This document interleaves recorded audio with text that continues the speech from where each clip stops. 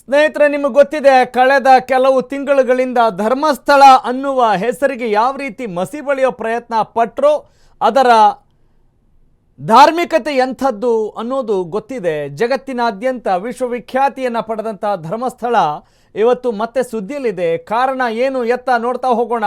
ಯಾಕಂತ ಹೇಳಿದ್ರೆ ಇದು ಇಡೀ ರಾಜ್ಯ ಖುಷಿ ಪಡುವಂಥ ಸುದ್ದಿ ಅಲ್ಲ, ಇದು ಇಡೀ ರಾಜ್ಯವೇ ದಂಗಾಗುವಂಥ ಸ್ಫೋಟಕ ಸುದ್ದಿ ಆನ್ ಅಶ್ವವೇಗ ನ್ಯೂಸ್.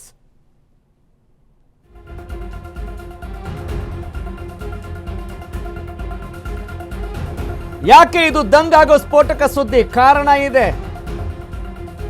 ಈ ಬುರುಡೆ ಕೇಸ್ನಲ್ಲಿ ಮತ್ತೊಂದು ತಿರುವು. ಬುರುಡೆ ಪ್ರಕರಣದ ತನಿಖೆಗೆ ಸ್ಫೋಟಕ ಟ್ವಿಸ್ಟ್ ಸಿಗ್ತಾ ಇದೆ. ಧರ್ಮಸ್ಥಳ ಕ್ಷೇತ್ರದ ಪಾವಿತ್ರ್ಯತೆಗೆ ಧಕ್ಕೆ ತರೋಕೆ ಸಂಚು ನಡೀತಾ ಇದೆ.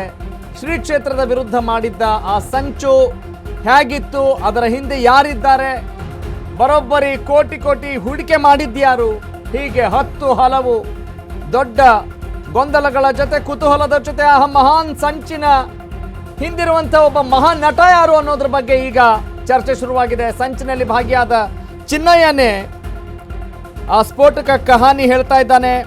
ಸಂಚಿನ ಸಮಗ್ರ ತನಿಖಾ ವರದಿ ಸಲ್ಲಿಕೆಗಾಗಿ ಚಿನ್ನಯ್ಯ ಅರ್ಜಿ ಸಲ್ಲಿಸಿದ್ದಾನೆ. ಹೈಕೋರ್ಟ್ನಲ್ಲಿ ರಿಟ್ ಅರ್ಜಿ ಸಲ್ಲಿಸಿರುವಂಥ ಚಿನ್ನಯ್ಯ ಹಿರಿಯ ವಕೀಲ ವಿವೇಕ್ ಸುಬ್ಬಾರೆಡ್ಡಿ ಮೂಲಕ ಅರ್ಜಿ ಸಲ್ಲಿಸಲಾಗಿದೆ. ಆ ಅರ್ಜಿಯನ್ನ ಹೈಕೋರ್ಟ್ ಏಕಸದಸ್ಯ ಪೀಠ ಪುರಸ್ಕರಿಸಿದೆ. ರಾಜ್ಯ ಸರ್ಕಾರ ಮತ್ತು ವಿಶೇಷ ತನಿಖಾ ತಂಡಕ್ಕೆ ನೋಟಿಸ್ ಕೂಡ ಜಾರಿ ಆಗಿದೆ.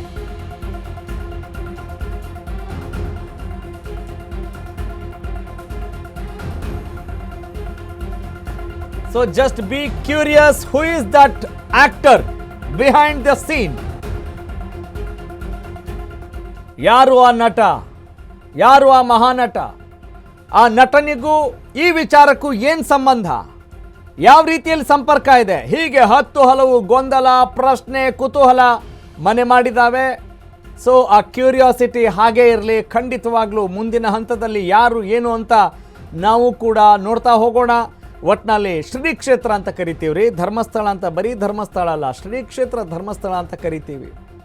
ಧರ್ಮಸ್ಥಳದಿಂದ ಏನೆಲ್ಲ ಅಭಿವೃದ್ಧಿ ಆಗಿದೆ ಅನ್ನೋ ವಿಚಾರ ಗೊತ್ತಿದೆ.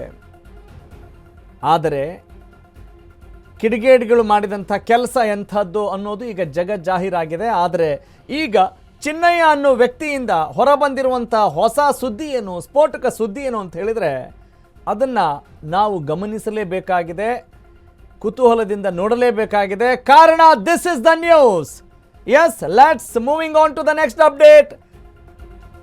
ಸಿಡಿದೆದ್ದಿರುವಂಥ ಚಿನ್ನಯ್ಯನ ಬುರುಡೆ ಗ್ಯಾಂಗ್ ಹಿಂದಿರುವಂಥ ಸೂತ್ರಧಾರರು ಒಳಗಿದ್ದಾರೆ, ಹೊರಗಿದ್ದಾರೆ? Of course they are outside, ಹೊರಗಿದ್ದಾರೆ.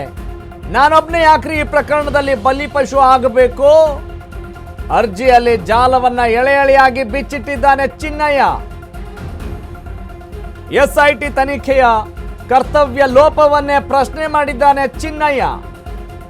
ನನ್ನ ಪಾಡಿಗೆ ನಾನು ಇದ್ದೆ ಕಣ್ರಿ, ಅವರೇ ನನ್ನ ಒತ್ತಾಯ ಮಾಡಿ ಕರೆದ್ರು, ಬಲವಂತ ಮಾಡಿದ್ರು.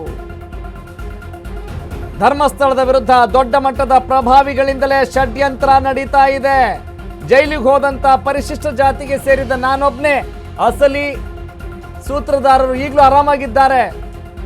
ಜೈಲಿಗೆ ಹೋಗಿದ್ದಂತ ಪರಿಶಿಷ್ಟ ಜಾತಿಗೆ ಸೇರಿದವನು ಬರೀ ನಾನೊಬ್ಬನೇ, ಅಸಲಿ ಸೂತ್ರಧಾರರು ಈಗಲೂ ಆರಾಮಾಗಿದ್ದಾರೆ ಅಂತ ಕಿಡಿಕಾರಿದ್ದಾರೆ ಚಿನ್ನಯ್ಯ. ತನ್ನ ಮನದಾಳದ ಮಾತನ್ನ ಹೊರಗೆ ಹಾಕಿದ್ದಾರೆ. ಅಂದ್ರೆ ಆತನಿಗೂ ಕೂಡ ನೋವಾಗಿದೆ. ಆತನಿಗೂ ಕೂಡ ಈಗ ನಾನು ಯಾಕ್ರಿ ಒಬ್ಬನೇ ಇದ್ರಲ್ಲಿ ಸಿಕ್ಕಂಡು ಸಾಯ್ಬೇಕು ಅಂತೀವಲ್ಲ, ಇವರು ಹೊರಗಿರೋರು ಆರಾಮಾಗಿದ್ದಾರೆ, ಆದರೆ ಇವರೇ ನಮಗೆಲ್ಲ ಪಿಂಚ್ ಮಾಡಿರೋದು, ಇವರೇ ನಮಗೆಲ್ಲ ಇಂಜೆಕ್ಟ್ ಮಾಡಿರೋದು, ಇವರೇ ನಮಗೆಲ್ಲ ಪ್ಲಾಂಟ್ ಮಾಡಿರೋದು ಅನ್ನುವ ಅರ್ಥದಲ್ಲಿ ಆತ ಮಾತನಾಡಿದ್ದಾನೆ. ಎಸ್, ಯಾವ ರೀತಿಯಾದಂಥ ದೊಡ್ಡ ಸುದ್ದಿ ಆಯಿತು ಯಾಕಂತ ಹೇಳಿದ್ರೆ ಅದು ಬಹಳ ಸೂಕ್ಷ್ಮ ವಿಚಾರ ಆಗಿತ್ತು. ಧರ್ಮಕ್ಕೆ ಸಂಬಂಧಪಟ್ಟಂಥ ಸುದ್ದಿ ಆಗಿತ್ತು, ಧಾರ್ಮಿಕತೆಗೆ ಸಂಬಂಧಪಟ್ಟಂಥ ಸುದ್ದಿ ಆಗಿತ್ತು, ಭಕ್ತಿಗೆ ಸಂಬಂಧಪಟ್ಟಂಥ ಸುದ್ದಿ ಆಗಿತ್ತು, ಅಭಿವೃದ್ಧಿಗೆ ಸಂಬಂಧಪಟ್ಟಂಥ ಸುದ್ದಿ ಆಗಿತ್ತು. ಯಾವುದು? ಆ ಹೆಸರೇ ಧರ್ಮಸ್ಥಳ. ಹೀಗಿರುವಾಗ ಲಕ್ಷಾಂತರ ಜನ, ಕೋಟ್ಯಂತರ ಜನ ಭಕ್ತಿಯಿಂದ ನಡೆದುಕೊಳ್ತಾ ಇದ್ದಂಥ ಆ ಕ್ಷೇತ್ರಕ್ಕೆ ಕಪ್ಪು ಮಸಿ ಬಳಿಯುವಂಥ ಕೆಲಸ ನಡೆದಿತ್ತು.